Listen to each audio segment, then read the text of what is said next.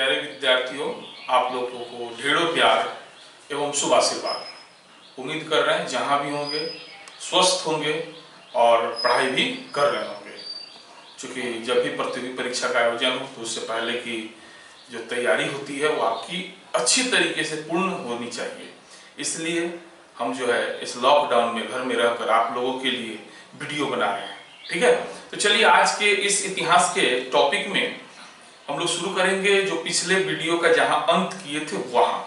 तो पिछला वीडियो में हम लोगों ने देखा था रजिया सुल्तान के बारे में, है कि नहीं? रजिया सुल्तान। तो जैसा कि हम लोग पिछले वीडियो में देख लिए कि तुर्की सरदारों के षड्यंत्र के कारण रजिया की जो है मृत्यु 1200, रजिया का मृत्यु नहीं कहिए, रजिया को अपदस्थ कर दिया गया 1236 ईस्वी में, है ना। और उसके बाद वो कैथल में कुछ डाकुओं ने रजिया और इसके पति अल्तुनिया को मार देते हैं। कुछ लोग बोले कि सर थोड़ा सा रजिया के बारे में और तथ्य दीजिए। ठीक है, तो चलिए हम देते हैं रजिया के बारे में। तो जैसा कि आप लोग जानते होंगे, नहीं जानते तो जानिए कि रजिया का जन्म जो हुआ था वो 1205 ईस्वी में हुआ था। रजिया का जन्म कब हुआ था? 1205 ईस्वी में हुआ था। रजिया का जन्म कहाँ हुआ था, यानी इसका जन्म स्थान अगर पूछा जाए तो ये जो हुआ था वो बदायूं में हुआ था। ठीक है ना। रजिया गद्दी पर कब बैठी, है ना, इस तरीके का सवाल आया। तो जैसा आप जानते हैं रजिया जो है गद्दी पर 1236 ईस्वी में बैठी। सॉरी, पहले 1236 में 1240 में उसकी मृत्यु हुई थी, हम यहाँ पे बोल दिए थे, सॉरी गलत है वो। ठीक है, तो गद्दी पर कब बैठी थी? 1236 ईस्वी में बैठी थी। इसके पिता का नाम तो आप सबको पता होगा, इल्तुतमिश। पिता का नाम क्या था? इल्तुतमिश था। ठीक है, और माता का नाम जब था, माता का नाम वो था कुतुब बेगम। क्या नाम था? कुतुब बेगम। ठीक है ना। इसका पति का नाम पता है आप लोग, वीडियो में सब बताए हुए, अल्तुनिया। ठीक है, अगर प्रेमी का नाम पूछ दे परीक्षा में तो मलिक याकूत। मलिक याकूत। ये इसकी मृत्यु कब हुई अगर ये पूछा जाए तो 1240 ईस्वी में। कहां हुई मृत्यु, कहां हुई ये पूछा जाए तो कैथल, जो कहां है? हरियाणा में है। ठीक है ना। तो इस तरीका से रजिया के बारे में कुछ तथ्य है। इसकी डिमांड आप लोगों ने किया तो मैंने आप लोगों को वीडियो बना के दिया है। देखिए, रजिया का जन्म 1205 ईस्वी में, रजिया का जन्म स्थान बदायूं, गद्दी पर कब बैठी? 1236 ईस्वी में। रजिया के पिता का नाम इल्तुतमिश, माता का नाम कुतुब बेगम, पति अल्तुनिया, प्रेमी मलिक याकूत। ऐसे ये प्रेमी था या नहीं था, इसको हमने रजिया वाले वीडियो में ध्यान से बताया है, उसको देखिएगा जरूर। हाँ, अगर कोई पूछता है जो जबरदस्ती कि नहीं प्रेमी कौन था, तो मलिक याकूत का नाम हब्सी था। या ठीक है ना, मलिक याकूत। इसकी मृत्यु जो हुई थी 1200, और रजिया की मृत्यु कब हुई थी? 1240 ईस्वी में। कहां हुई थी? तो कैथल हरियाणा में हुआ था। अब आते हैं हम लोग रजिया के विरुद्ध जब षड्यंत्र लोग कर रहा था, और फाइनली जो है अल्तुनिया ने जब षड्यंत्र रचा भटिंडा में, तो जैसे रजिया भटिंडा की ओर जाती है वैसे ही तुर्की सरदार जो लोग हैं उन्होंने रजिया के एक सौतेले भाई जिसका नाम है मुइजुद्दीन बहराम शाह को सुल्तान बना देते हैं। कब? 1240 ईस्वी में, और यह 42 ईस्वी तक शासन करता है। ठीक है, तो मुइजुद्दीन बहराम शाह रजिया का उत्तराधिकारी था। परीक्षा उपयोगी क्रमानुसार सजाएं पूछता है परीक्षा में। तो रजिया के बाद सुल्तान कौन बना? मुइजुद्दीन बहराम शाह। तुर्की सरदारों ने जो है वो रजिया के शासन से एक बहुत बड़ा सबक सीखा था कि सुल्तान को यदि हम लोग अधिकार दे देते हैं तो हो सकता है सुल्तान हम लोग की शक्ति को कुचल देगा, हम लोग को नष्ट कर देगा। इसीलिए तुर्की सरदारों ने यह डिसाइड कर लिया रजिया के शासन के बाद से कि जो सुल्तान बनेगा वो नाम मात्र का बनेगा। मतलब नाम तो तुम्हारा होगा लेकिन काम जो है वो एक बहुत बड़ा पद से सृजित किए, नायब या नायबे मामलिकात, है ना। इस पद का सृजन किया गया, नायबे मामलिकात। और इस पद को बहराम शाह के समय सबसे पहली बार किसको दिया गया था? एतगिन को दिया गया था। याद है?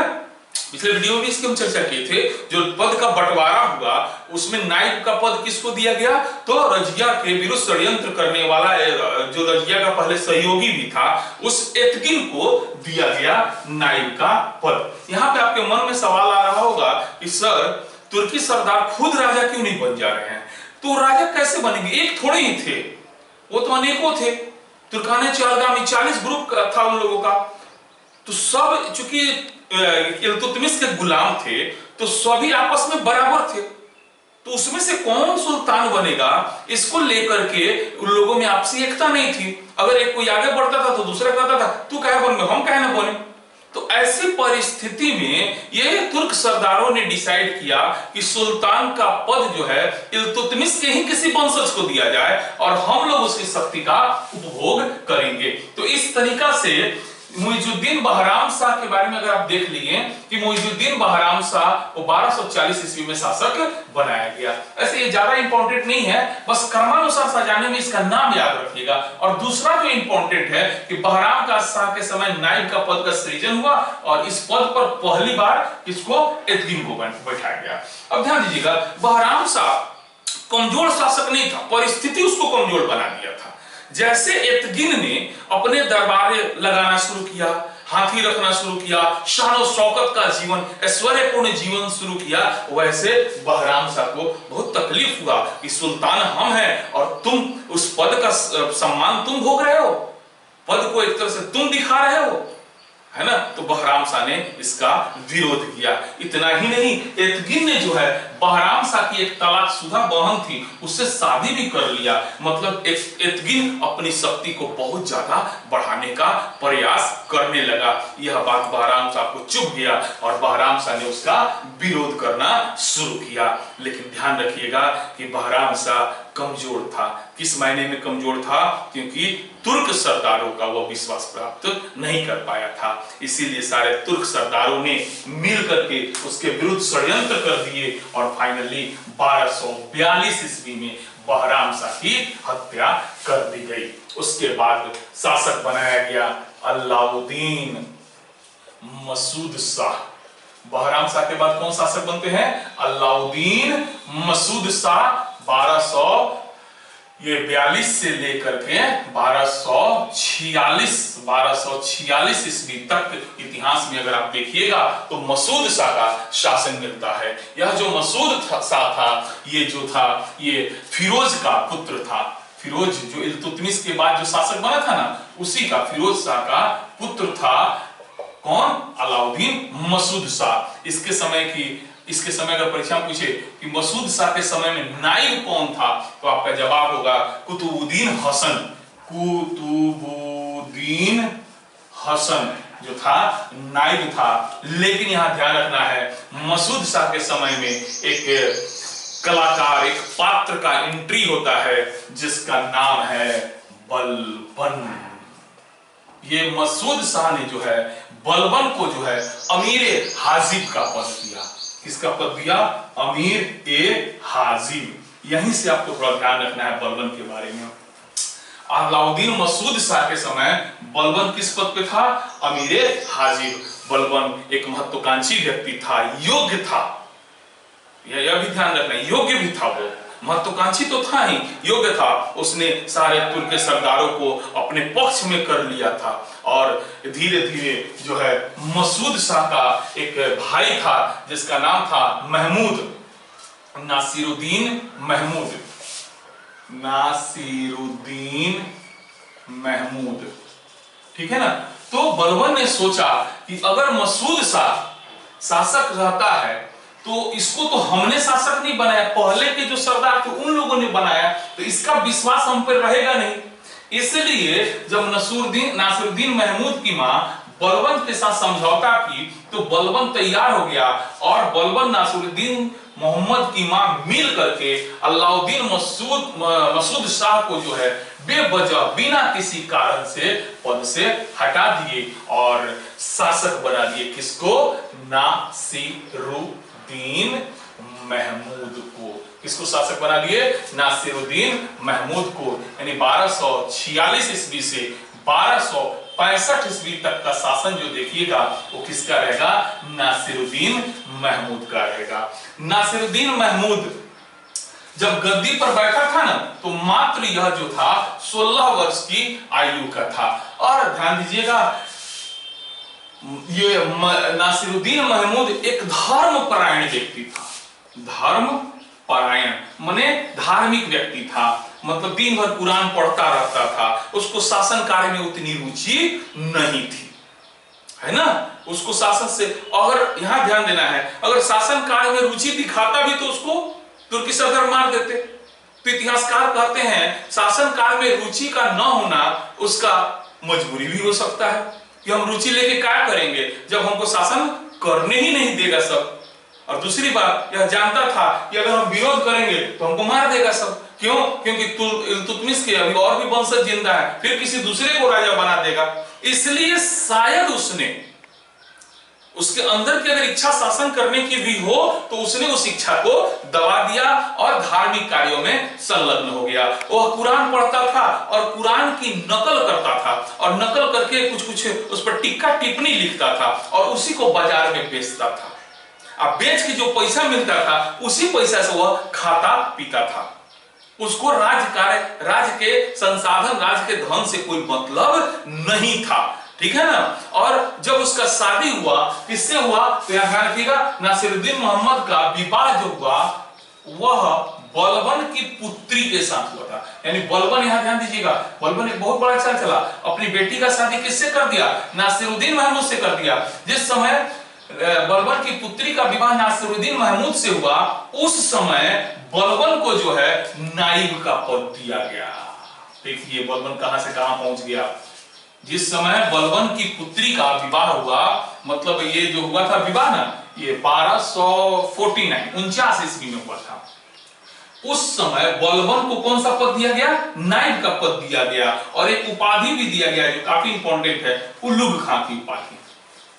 उलुग खां, ठीक है, उलुग खां की उपाधि दी गई, ठीक है। तो ध्यान रखिएगा 1249 ईस्वी में नासिरुद्दीन महमूद का विवाह बलबन की बेटी के साथ होता है। इस अवसर पर बलबन को जो है नाइब का पद एवं उलुग खां की उपाधि दिया जाता है। फिर आगे कहानी बढ़ता है तो नासिरुद्दीन, जैसा बता रहे, नासिरुद्दीन महमूद जो था वह धर्मपरायण व्यक्ति था। वह कुरान की आयतों का नकल करके उसको बेचता था और जो पैसा मिलता था उसी से अपना जीवन यापन करता था। कुछ इतिहासकार बताते हैं वह जमीन पे सोता था। उसके जीवन में थोड़ा भी ऐशो आराम, रंगीनियां नहीं थी। वह बिल्कुल धार्मिक रूप से एक समर्पित व्यक्ति था। जब उसका शादी हुआ तो उसकी पत्नी को, अपनी पत्नी को बोला तुम खाना बनाओगी, तुम चौका बर्तन करोगी, है ना। इस तरीके से आप देख सकते हैं कि वह जो है बिल्कुल अपने आप को एक शासक के रूप में प्रस्तुत नहीं किया। इतिहासकार तो यह भी कहते हैं एक बार उसकी पत्नी जब खाना बना रही थी तो उसका हाथ जल गया और उसने अपने पति से निवेदन किया कि एक दासी को, एक नौकरानी को रख दीजिए। इस पर नासिरुद्दीन महमूद ने कहा कि हम लोग उसके योग्य नहीं हैं, तुम्हें ही खाना पीना बनाना होगा। लेकिन यह बात हो सकता है इतिहासकारों के द्वारा बढ़ा चढ़ाकर कही गई हो। क्यों? क्योंकि उसकी पत्नी कोई ऐरा गैरा नहीं थी बल्कि बलबन की बेटी थी।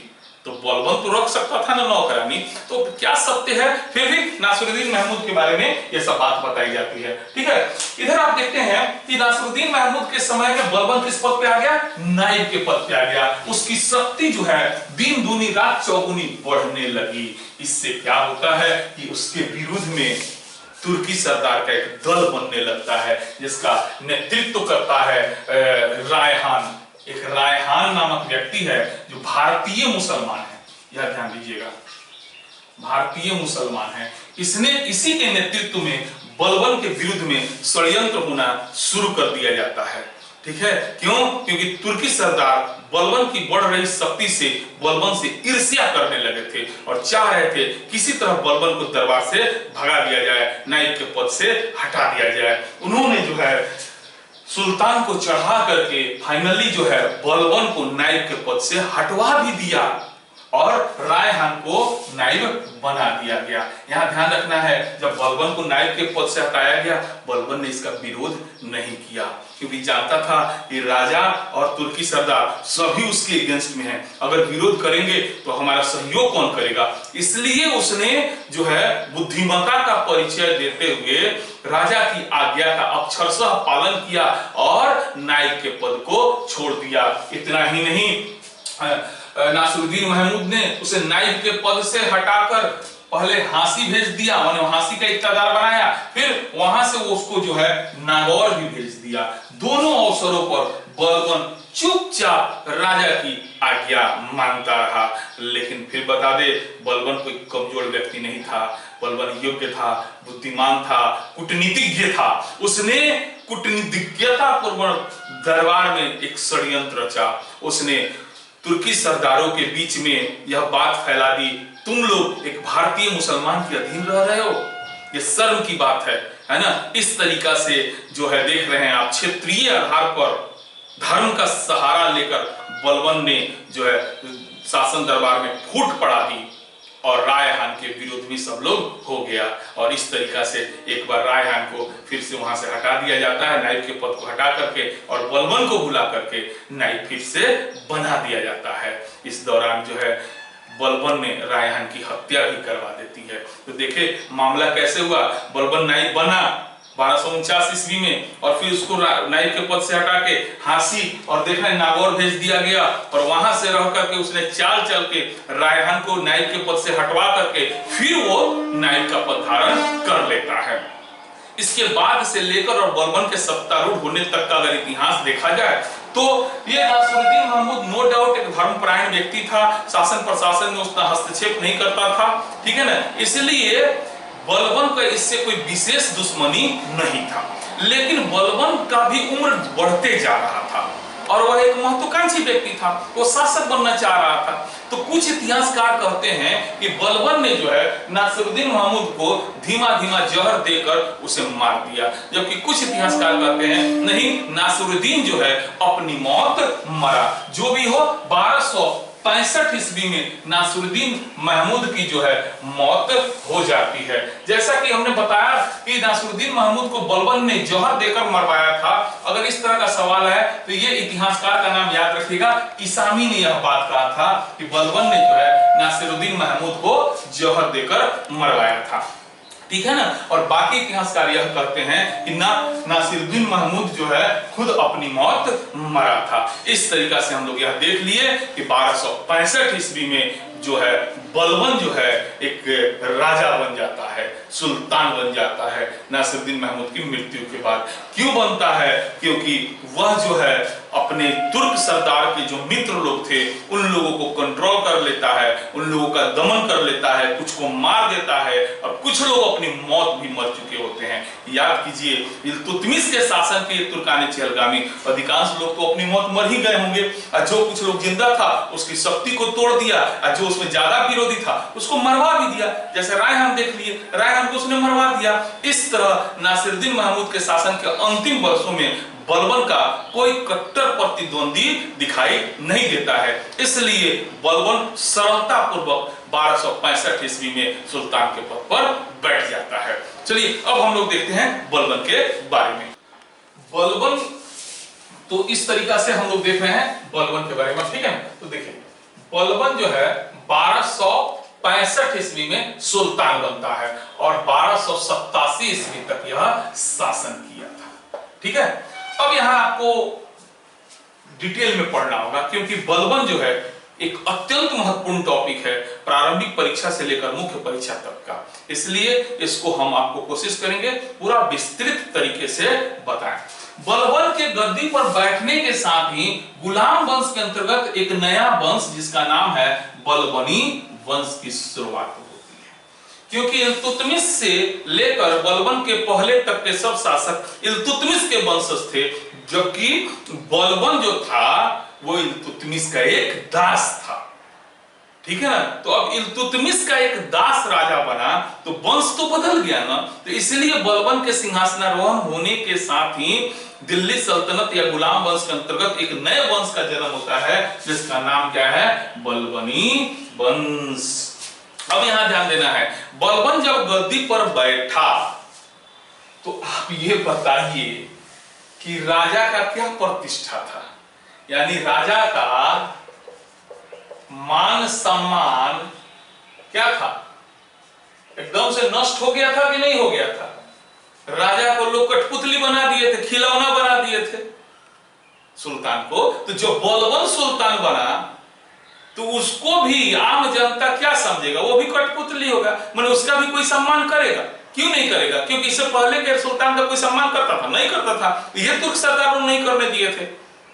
तो जब वह सुल्तान बना तो उसके समक्ष सबसे बड़ी कठिनाई थी कि राजा का जो पद का मान सम्मान था वो बिल्कुल खत्म हो गया था। दूसरी बड़ी समस्या थी, जो साम्राज्य था वो आंतरिक और बाह्य दोनों रूप से, आंतरिक एवं बाह्य दोनों रूप से असुरक्षित था। क्यों? क्योंकि इल्तुतमिश के बाद जो भी शासक बनते हैं उन लोगों ने इधर तो ध्यान दिया ही नहीं। वो लोग तो बस राजा बनना बिगड़ना ये खेल चल रहा था दरबार में। तो जब बलवान गद्दी पर बैठा तो उसने देखा क्या कि पूरा साम्राज्य जो है असुरक्षित है, राजा का पद का मान सम्मान खत्म हो चुका है। तो बलवान के सत्तारोहण के साथ ये बहुत बड़ी दो समस्या सामने थी, ठीक है ना। तो बलवान जो है वह एक न केवल महत्वाकांक्षी शासक था बल्कि योग्य व्यक्ति भी था, है ना, और साथ में वह एक कुशल था, कूटनीतिज्ञ था, दूरदर्शी आदमी था। वह जानता था कि अगर हम अपने पद का सम्मान बढ़ाना है तो हमें अपने व्यवहार में परिवर्तन लाना होगा, हमें कुछ ऐसा कार्य करना होगा जिससे जनता मजबूरन हमारा सम्मान करे, ठीक है ना। तो इस तरीका से अगर हम देखें तो बलवान ने राजा का मान सम्मान बढ़ाने के लिए क्या किया, तो उसने जो है इसके लिए सबसे पहले राजत्व सिद्धांत की घोषणा की। राजत्व का सिद्धांत, यहां ध्यान देंगे ये काफी इंपॉर्टेंट है। पहली बार किसी सुल्तान ने राजत्व सिद्धांत का प्रतिपादन कर रहा है ना। तो बलवान का राजत्व सिद्धांत क्या था, यह मुख्य परीक्षा का भी प्रश्न है और पीटी में तो अनगिनत बार पूछता है। ध्यान दीजिए, ये राजत्व सिद्धांत का जो संकल्पना है ना, ये ईरानी शासन से लिया गया है। ईरान के जो भी शासक होते थे ना वो अपना पहले एक सिद्धांत का प्रतिपादन करते थे, ठीक है ना, और काफी प्रसिद्ध वंश उस जमाने में होता था ईरान में, ठीक है। तो राजत्व के सिद्धांत का प्रतिपादन किया बलवान ने भारत में, और इसके अंतर्गत उसने सबसे पहले यह सिद्ध करने का प्रयास किया कि हम कोई ऐरा गैरा व्यक्ति नहीं है, हम दास नहीं हैं। वो तो मजबूरी था, वो परिस्थिति ऐसा हो गया कि हम इल्तुतमिश के दास बन गए थे, वरना मेरा जो संबंध है ना वो ईरान के अफरीसियाब के हम वंशज हैं। मतलब आप इसको ऐसे समझिए कि जैसे कोई मार्केट में जाता है, झगड़ा हो जाता था, लोग क्या कहता है, ना चिन्हता रहो, ना चिन्हता रहो। तो ना चिन्हता रहो मैंने कहा कि हम बहुत बड़का रंगदार के लड़का हैं। इससे क्या होगा, सामने वाला थोड़ा भयभीत जरूर हो जाता है।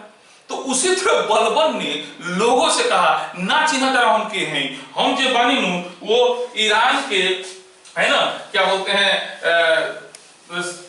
शासक था जिस सुरवीर, देखिए एक किताब का नाम है शाहनामा, जिसकी रचना किसने किए थे, फिरदौसी ने किए थे। इसमें एक शाहनामा में एक पात्र है जिसका नाम है अफरीसियाब। अफरीसियाब ये काफी सूरवीर है। तो बलवान ने कहा हम इसी अफरीसियाब के वंशज हैं। शाहनामा पुस्तक का नाम हुआ जिसकी रचना फिरदौसी ने की थी, और ये फिरदौसी ने जो शाहनामा की रचना की थी उसका सूरवीर पात्र का नाम है अफरीसियाब। तो बलवान ने अपना संबंध अफरीसियाब के वंशजों से बताया ताकि लोग उसका सम्मान करें। इतना ही नहीं, बलवान जो था वो राज दरबार में एक मतलब गंभीर रूप से रहने लगा।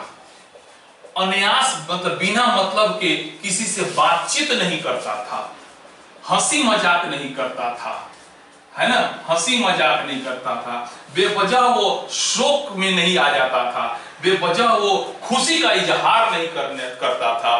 दरबार में छोटे छोटे लोगों क्या, वह बड़े बड़े सरदारों से बात नहीं करता था बेवजह। इस तरीका से उसने अपना व्यवहार जो है व्यक्ति बलबन के स्थान पर सुल्तान बलबन का बना लिया। मतलब उसको लगा ना, उसको ऐसा समझिए कि उसका अपना कोई अस्तित्व ही नहीं है, एकदम सीरियस मूड में है ना, एकदम सीरियस मूड में वो रहने लगा, बेवजह किसी से बात नहीं करता था, हंसी मजाक बिल्कुल दरबार में रोक थी। अगर उसको कोई विपत्ति वाला भी समाचार मिलता था ना तो वो दुख नहीं होता था, क्योंकि उसे पता था कि अगर हम दुखी होंगे तो इसका लोग फायदा उठा लेगा, दरबारी फायदा उठा लेगा। बेवजह वो हंसता नहीं था, है ना। इतना ही नहीं, इतिहासकार लिखते हैं कि जब बलबन एक बार दरबार में बैठा हुआ था तो उसके सबसे बड़े पुत्र महमूद, जो सबसे योग्य था और बलबन का उत्तराधिकारी भी वही बनता, उसकी हत्या मंगोलों ने कर दी। इसका जब समाचार मिला ना तो ऐसा लगा जैसे बलबन के लिए कोई बहुत बड़ी बात नहीं है, ठीक है, मर गया कोई बात नहीं। और वह दरबार जो जिस तरीके से चल रहा था उसी तरीके से चलने दिया।